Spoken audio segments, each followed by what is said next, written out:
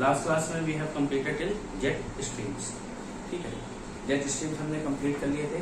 अभी हमको क्या करना है, सेकेंडरी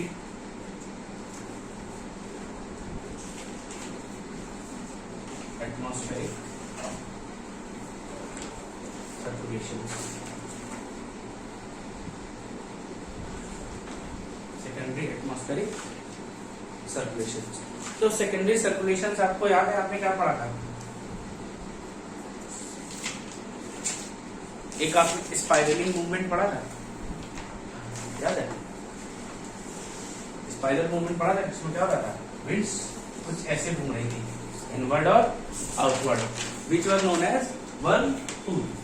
इनको क्या कहा जाता था? व्हर्लपूल कहा जाता था। तो व्हर्लपूल बेसिकली क्या है? Whirlpool are significantly large wind movement moving spirally, ठीक है। ये क्या है?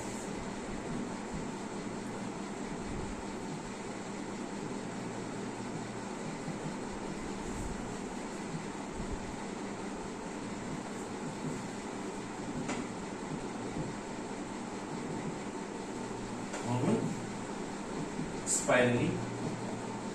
और ये स्पाइरली किस लिए घूम रही होती है? ड्यू टू लो प्रेशर है, high pressure. Due to low pressure and high pressure. तो ये क्या होता है? Atmospheric large wind moving spirally. कितने कैसे घूमती है? स्पाइरली घूमती है due to low pressure and high pressure. And these low pressure conditions are known as, which are known as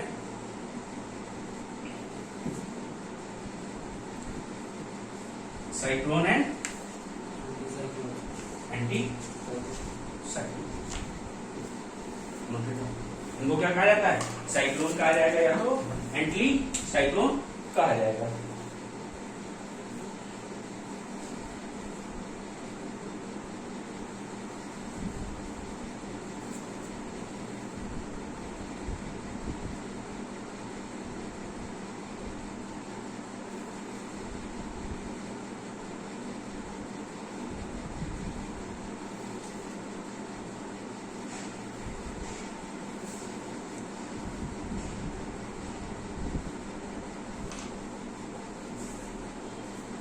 और ये जितने भी व्हर्लपूल होते हैं, they are like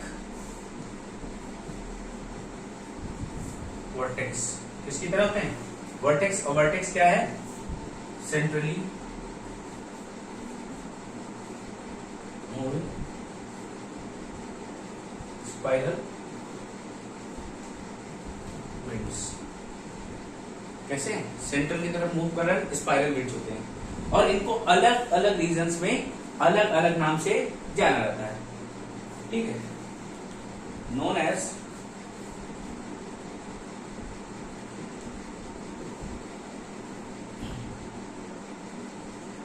tropical region में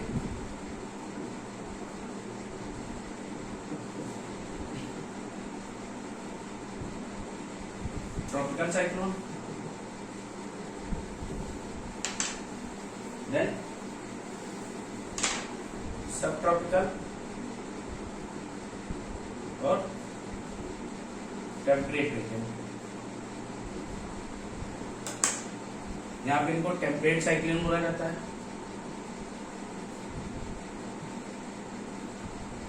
then last one is polar region. Polar region में क्या बोला जाएगा? Polar vortex, known as polar vortex in polar region. ये बात क्लियर है?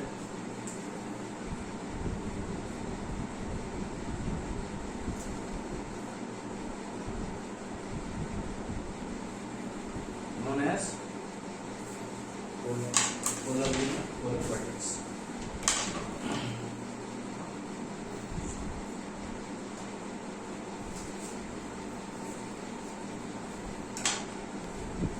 Your next heading is polar vortex.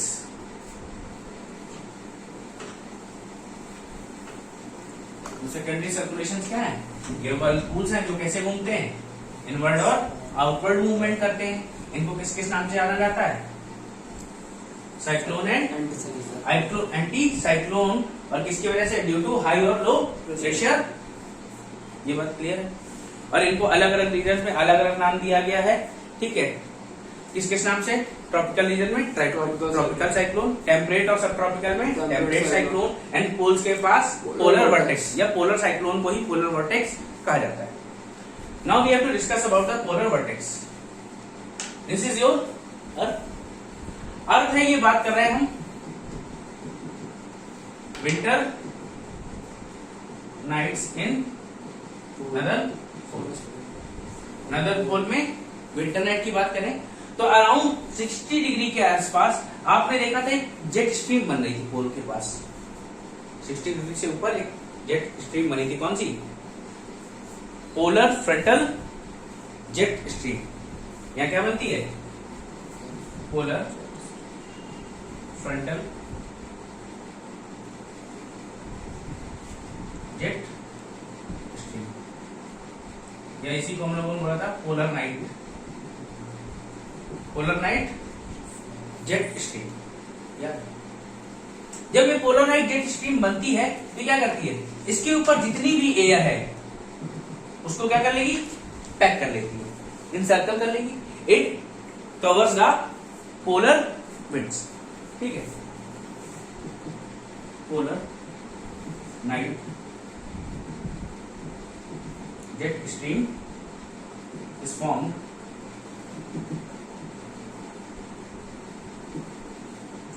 which covers the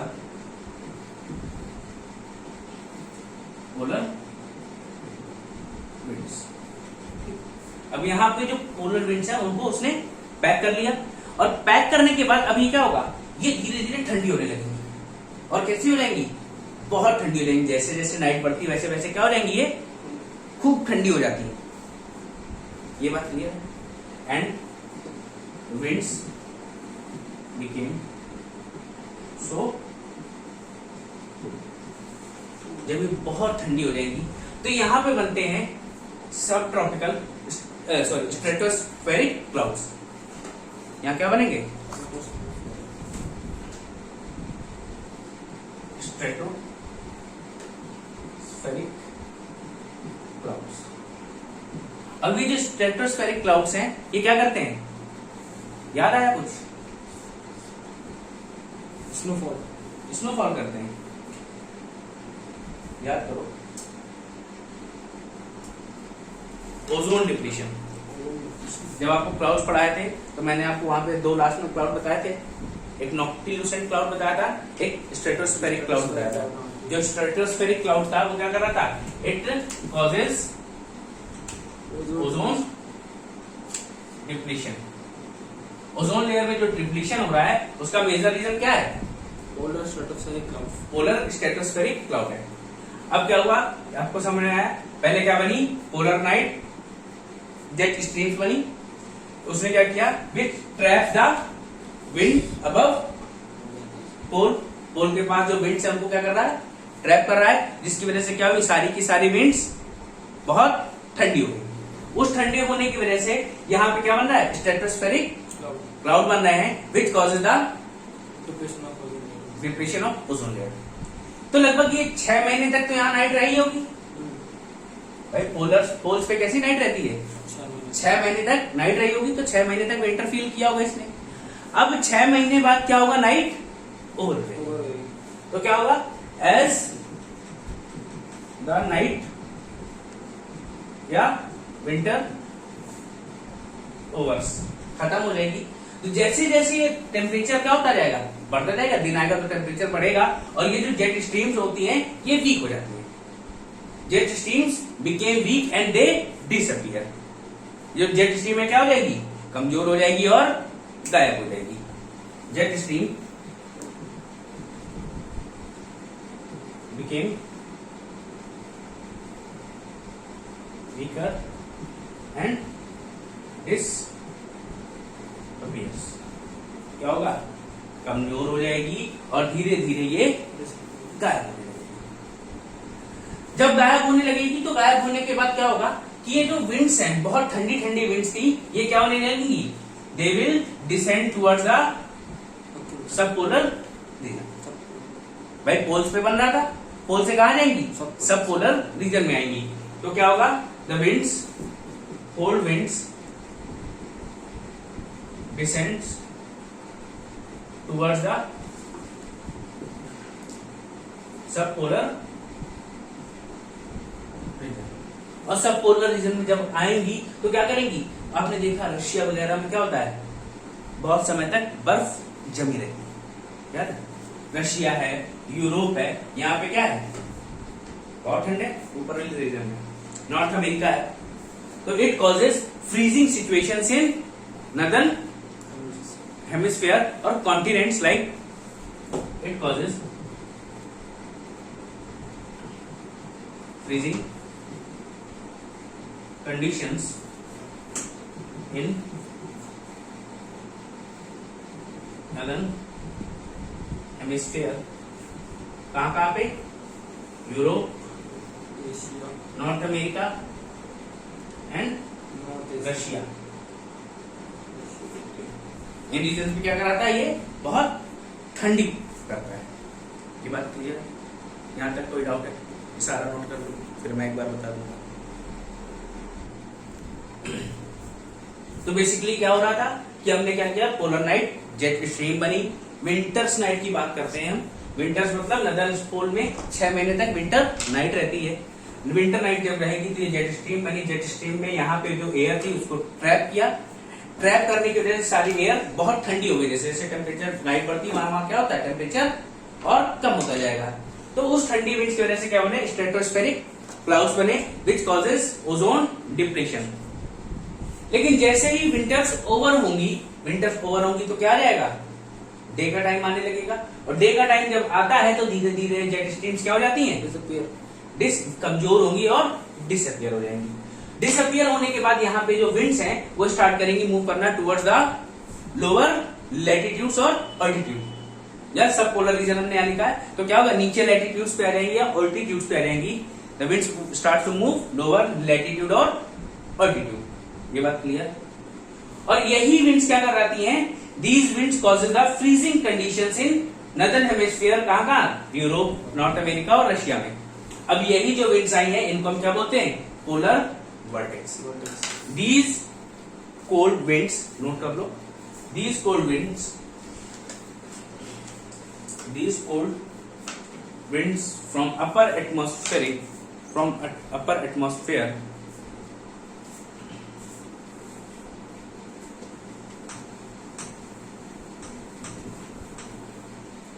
are known as polar vortex.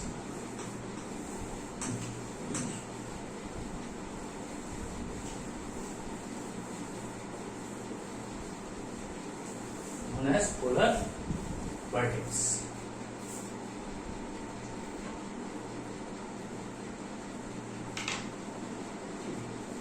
Now the temperate cyclones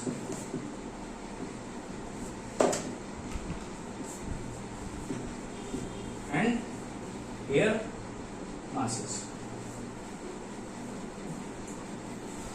तो ये जो टेम्परेट साइक्लोन है, why are they created?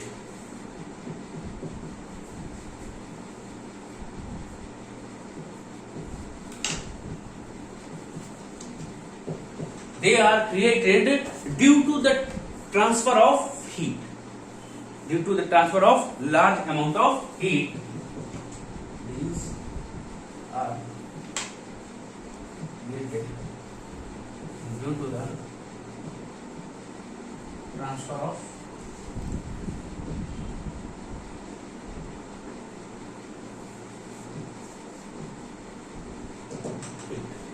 क्या हो रहा है हमारे एटमॉस्फेयर में, कहां पे टेम्परेट साइक्लोन्स कहां पे बनते हैं, ट्रॉपिकल, सब ट्रॉपिकल, सब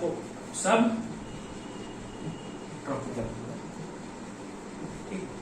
सब ट्रॉपिकल रीजन में कैसे बन रहे हैं, टेम्परेट साइक्लोन्स बनेंगे। और कैसे, by the transfer of heat, large amount of heat जब ट्रांसफर होता है तो क्या बनते हैं, टेम्परेट साइक्लोन्स बनते हैं।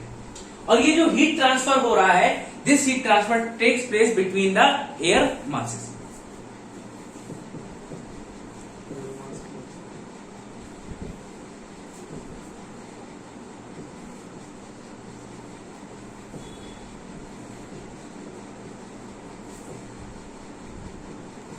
इसके बीच में होगा, एयर मासेस के बीच में होगा। नोट कर लो इसको, इसमें नहीं है। तो भैया एयर मासेस के बीच में हीट ट्रांसफर हो रहा है। So what are air masses, ये बात आपको समझनी है।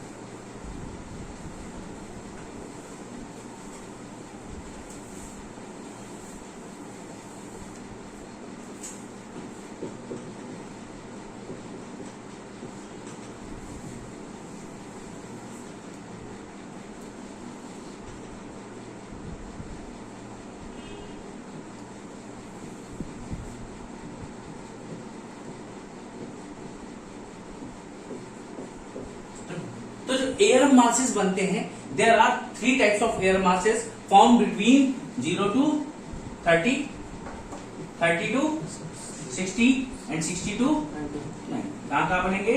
0 से 30, 30 से 60 और 60 से 90। ये बात क्लियर? अभी देखो क्या है, यहां पे क्या है? Arctic, Arctic. यहां पे भी कुछ कॉन्टिनेंट्स हैं, यहाँ पे भी कुछ कॉन्टिनेंट्स मालूम है। सीधे सीधे बोलते हैं कुछ कॉन्टिनेंटल रीजन है ऐसे।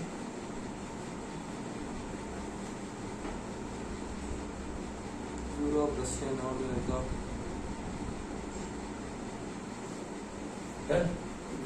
अब देखो सभी जगह पे क्या है, एयर के बड़े बड़े पैकेट्स हैं। एक पैकेट यहाँ, एक पैकेट यहाँ है, एक पैकेट यहाँ है, एक पैकेट यहाँ है और एक पैकेट यहाँ है। ठीक है, अलग अलग पैकेट्स दिख रहे हैं यहाँ पे, है ना? Suppose that there are different types of air packets. ये बात क्लियर है? अब यहां पे जो एयर होगी, इसका टेम्परेचर और प्रेशर कैसा होगा? टेम्परेचर कम, प्रेशर होगा। लेकिन सभी जगह एक जैसा होगा, है? होगा या नहीं होगा? रीजन बाय रीजन सेम होगा। हाँ, रीजन बाय। सपोज दैट अब देखो मैं कहूं ये है 1, ये है 2 और ये है 3। अब इनमें से सबसे ज्यादा गर्म कौन होगा? 3। सबसे ज्यादा गर्म 3 होगा पक्का। सबसे ज्यादा गर्म ये होगा 2। कॉन्टिनेंटल याद आ गया? ये क्या होगा? सबसे ज्यादा हीटेड होगा। ये क्या होगा? थोड़ा सा लेस हीट होगा। और यहाँ तो बिल्कुल ठंडा ही होगा मामला। होगा या नहीं होगा? तो यहाँ पे कैसा है? और अब देखो मॉइस्चर की बात करो, इसका रीजन क्या होगा? यहाँ पे मॉइस्चर ज्यादा होगा भाई, ओशन के ऊपर है तो मॉइस्चर बहुत ज्यादा होगा। यहाँ पे मॉइस्चर कम होगा। यहाँ पे मॉइस्चर ठीक ठाक होगा। ठीक ठाक होता है, बहुत ज्यादा नहीं होता, ठीक ठाक होता है। ये बात क्लियर है? तो सबसे कम मॉइस्चर कहाँ पे होगा? कॉन्टिनेंट्स के ऊपर। सबसे कम मॉइस्चर कॉन्टिनेंट्स के ऊपर जो एयर मास है, वहां अगर डेजर्ट के ऊपर है कोई एयर मास, तो रिलेटिव ह्यूमिडिटी वाला पढ़ा नहीं था? Relative humidity and actual humidity पढ़ा था। तो वहां पे क्या होगा? जब पानी सोर्स अवेलेबल नहीं तो तुम कितने भी प्यासे, कोई फर्क पड़ रहा है, प्यासे ही रहोगे। तो वैसे ही यहाँ भी है कि ये जब कॉन्टिनेंट के ऊपर है तो कैसे है? बिल्कुल इनमें लेस मॉइस्चर होगा। लेकिन ओशन के ऊपर है तो मॉइस्चर ढेर सारा होगा। और ये कहाँ पे है? ठंडी जगह पे इनमें मॉइस्चर होता है, लेकिन उतना नहीं होता है जितना होना चाहिए। अब पोल्स पे के पास जो एयर मास है, जो एयर का पैकेट है, वो कैसा होगा? एयर का पैकेट छोटा नहीं, मॉइस्चर तो है इसमें, मॉइस्चर तो है। लेकिन जो होता क्या है, यहाँ पे जो पोल्स होते हैं हमेशा फ्रोजन होते हैं। आर्कटिक को कभी सुनना है मेल्टेड होते हुए? वाटर तो वहां पे है कि ना, आर्कटिक ओशन है, आर्कटिक ओशन, लेकिन आर्कटिक ओशन कैसा है? फ्रोजन कंडीशन में है। तो क्या होगा? एयर मास को वाटर वेपर ज्यादा नहीं मिल पाता है। That's why there is less humidity. यहाँ पे क्या होता है? ह्यूमिडिटी कम होती है। ये बात क्लियर है? तो लिखो पहले, air masses air mass is uniform packet of air. Air mass is uniform packet of air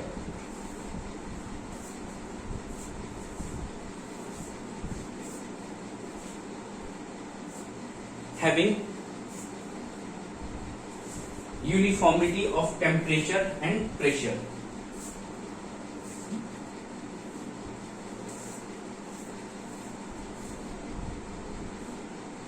Temperature and moisture, sorry, temperature and moisture.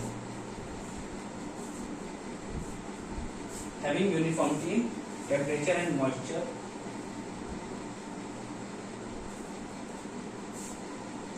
within itself.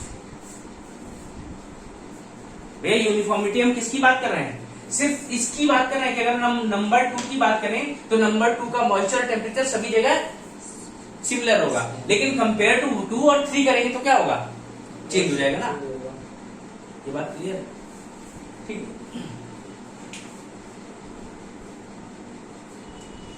S क्या होगा? क्या लिखा है? With in itself if compared to another air mass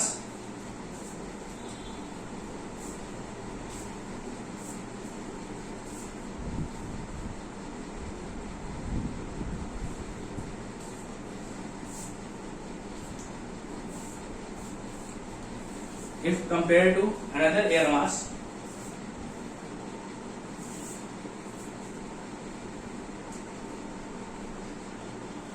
the temperature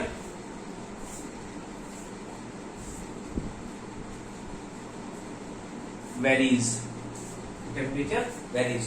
क्या होगा? एक से दूसरे एयर मास को कंपेयर करोगे तो क्या होगा? उनके टेम्परेचर में चेंज होगा। ये बात क्लियर है? अभी देखो, आपने जो टेम्परेचर और प्रेशर की बात कर रहे हो, भैया मैंने कहा कि एयर मास है, तब एयर मास ऐसा तो नहीं सिर्फ इतने रीजन में, वो तो खूब ऊंचाई तक होगा एयर मास, ठीक है। अब इनमें जो टेम्परेचर और प्रेशर होता है हॉरिजॉन्टली तो सेम होगा, ठीक है। यहाँ पे आप चेक करोगे तो बढ़िया, इस लाइन में पूरा सब जगह एक जैसा, इस लाइन इस जगह चेक किया सब एक जैसा होगा, लेकिन जब वर्टिकली जाओगे तो हो सकता है टेम्परेचर और प्रेशर में चेंज हो, because of normal left rate.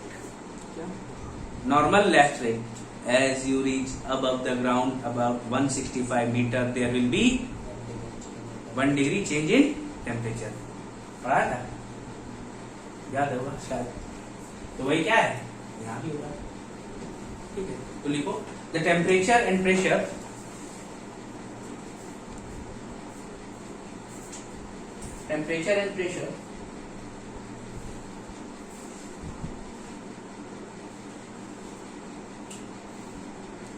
are horizontally uniform,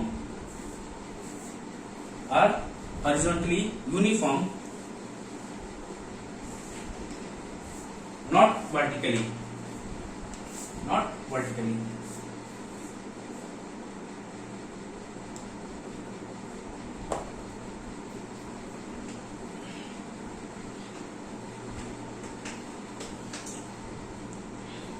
But moisture may be uniform,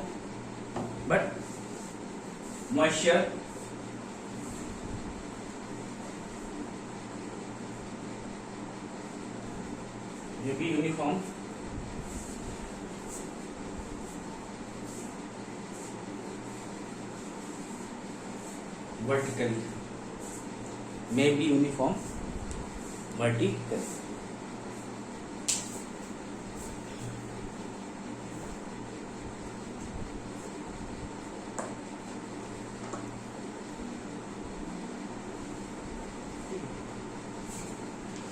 तो मैंने आपको क्या बताया, इनमें क्या है, अपने आप में तो ये सब में सिमिलर होते हैं, ठीक है, बट अगर दूसरे से कंपेयर किया जाए तो डिफरेंट होते हैं।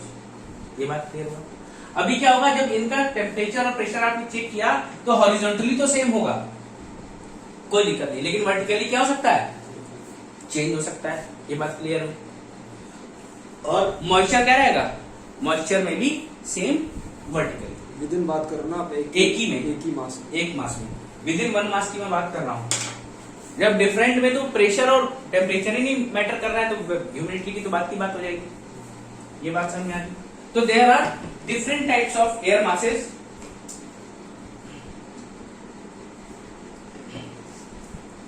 सीधे सीधे बात करें, देखो मैंने क्या कहा, इन पे क्या है, एक कॉन्टिनेंट पे होता है, देखो सुनो, एक होता है कॉन्टिनेंट पे और एक होता है ओशन पे। ओशन पे। तो इनमें क्या वेरी करेगा, ह्यूमिडिटी टेम्परेचर पे moisture. Moisture.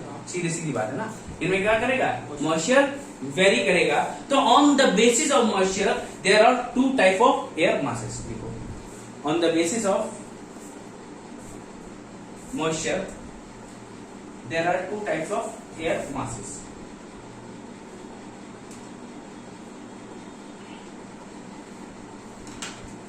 First one is maritime air masses. Maritime air masses कौन से होंगे, नंबर 3 एंड नंबर 5।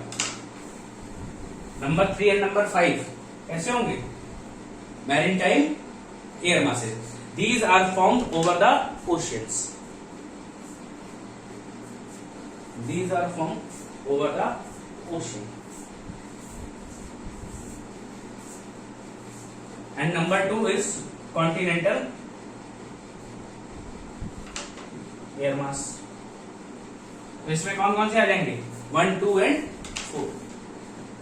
1, 2 and 4 ये कैसे हैं, these are the continental air masses which are formed over the continents. Which are formed over the continents.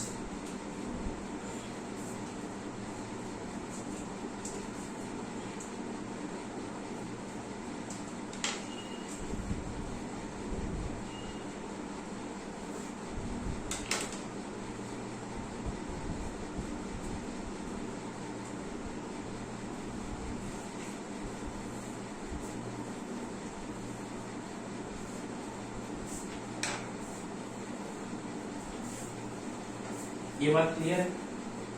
अभी देखो क्या है, ये तो हमने किसके हिसाब से बता दिए, अकॉर्डिंग टू द मॉइस्चर।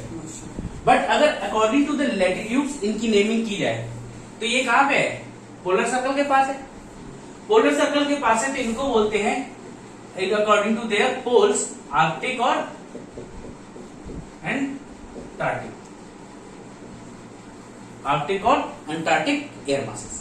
इसमें स्लाइटली उल्टा है कि यहाँ पे जैसे हम लोग पोलर बोलते थे तो यहाँ अंटार्कटिक और आर्कटिक बोल दिया। बट ये जो नेक्स्ट नीचे वाले हैं इनको हम क्या बोलते हैं, पोलर एयर मास। आर्कटिक और Antarctic air mass and another one is polar air mass. And जो लास्ट में मिलेंगे वो कैसे हैं, these are tropical air mass. ये बात क्लियर है, ठीक है। So according to the latitudes around pole Arctic and Antarctic and around 60 degree से 30 डिग्री के बीच में कैसे हैं, polar air masses and around 0 to 30 degree tropical air masses. ये बात क्लियर है। तो देखो इधर देखो, तो भैया 0 से 30 डिग्री के बीच में कैसे होते हैं, ट्रॉपिकल होते हैं। तो एक कौन सा है, मैरीटाइम ट्रॉपिकल, दूसरा है continental tropical. Maritime tropical air मास, कॉन्टिनेंटल ट्रॉपिकल एयर मास, कोई दिक्कत। देन इसके बाद हम लोग कहां पहुंचे, पोल्स के पास। या पोलर वाले कहां मिलते हैं, सब पोलर रीजन मिलते हैं। तो ये कैसा हो जाएगा, continental polar then maritime polar, ठीक है, around 30 to 60 degree. And last one is 90 degree. अब यहाँ पे क्या है, यहाँ पे ओशियंस तो है लेकिन वो हमेशा कैसे रहते हैं, फ्रोजन स्टेट में रहते हैं। तो हमेशा क्या होगी, एयर जो है कांटेक्ट में आएगी, बर्फ के कांटेक्ट में आएगी तो पानी तो उसको मिलेगा नहीं। तो यहाँ पे क्या होता है, there is less moisture in air masses at poles, या आर्कटिक और एंटार्क्टिक। आर्कटिक मरीन टाइम वाले नहीं होते होंगे। मरीन टाइम होते नहीं है, बेसिकली ये कॉन्टिनेंटली होते हैं, बस ठंडे हैं।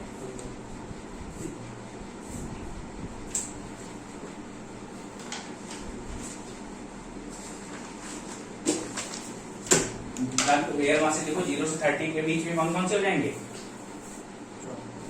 ट्रॉपिकल, कौन कौन से? कॉन्टिनेंटल ट्रॉपिकल और मैरीन टाइम ट्रॉपिकल। नोट कर लेना, ठीक है। फिर उसके बाद 30 से 60 तक पोलर है। पोलर कौन कौन से?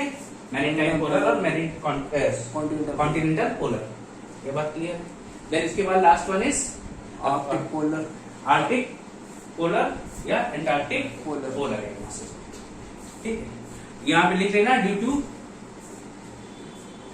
To frozen surface, due to frozen surface they have less